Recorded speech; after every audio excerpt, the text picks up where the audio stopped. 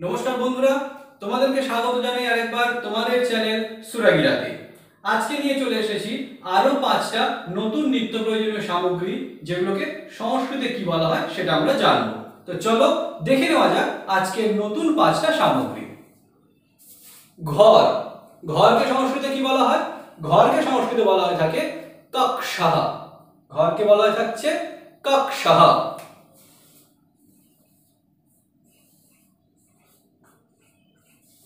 ঘরকে সংস্কৃতে বলা হচ্ছে কক্ষঃ।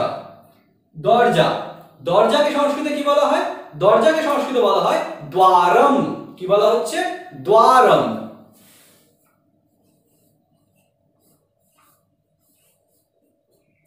তাহলে দরজাকে সংস্কৃতে বলা হচ্ছে দ্বারম।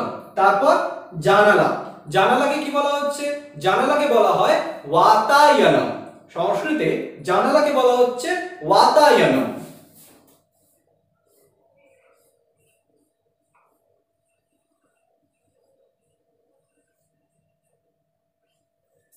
সংস্কৃতে জানালাকে বলা হচ্ছে ওয়াতায়নম। তারপর আসছে টেবিল।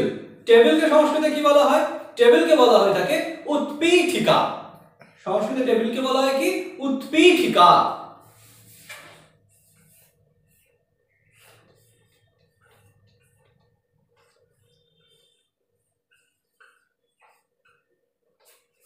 টেবিলকে সংস্কৃতে কি বলা হচ্ছে? উৎপীঠিকা। তারপর চেয়ার। চেয়ারকে সংস্কৃতে বলা হয় আসন্দহ। চেয়ারকে সংস্কৃতে বলা হচ্ছে আসন্দহ।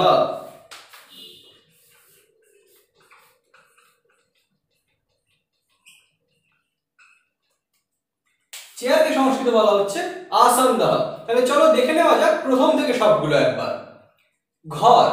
ঘরকে সংস্কৃতে বলা হচ্ছে কক্ষঃ। ঘর কক্ষঃ। দরজা। দরজাকে বলা হয় দ্বারম। দরজা দ্বারম। জানালা। জানালাকে ওয়াতায়নম। জানালা সংস্কৃত ওয়াতায়নম। টেবিল।